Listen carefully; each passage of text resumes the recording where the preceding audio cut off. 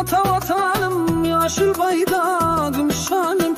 Kalbimde çeksiz sevgi ve gençlik gözyaşım. Göklerde kuvvanç bilen parlayar bayrağım. Türkmenin bu esencı bakıp parlasın ilahım.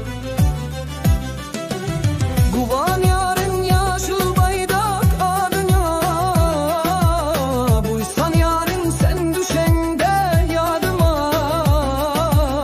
Üç koşul yar vatan perver badıma. Senin yadın menin badım, yaşıl bayrağım. Kuvan yarın yaşıl bayrak adına, buysan yarın sen düşende yadıma. Üç koşul yar vatan perver badıma. Senin adın menin badım, yaşıl bayrağım. Oğuzhan'dır atamız, maktum kulu payhasımız. Halır bizim tarihimiz, ol bizim yürek sazımız. Beş velayat beş doğan vatanımızın bünyadı. Merttir Türkmenin oğlu, ol bizim aslımız.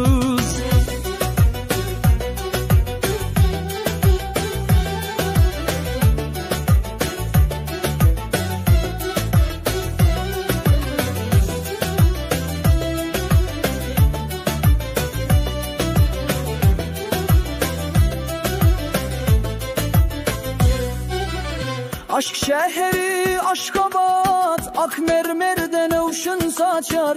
Dünya parahatlık merkezi, dostluğa kollar açar. Türkmenistan kalbimizde, şanımız beyik uçar. Her adımda senin bilen, buysan yarız, güç al yarız. Türkmenin kanadı, ahal teke atlarımız. UNESCO'da hüşlepti, ol milli mirasımız. Tutarım oğazı, yüreklerde canlı mukam.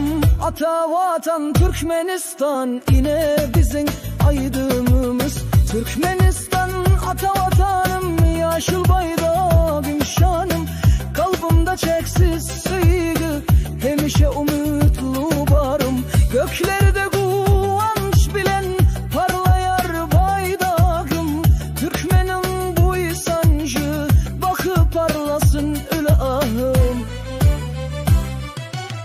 Kuvan yarın yaşıl bayrak adına, buysan yarın sen düşende yadıma. Güç koşul yar vatan perver badıma. Senin adın menin badım, yaşıl bayrağım.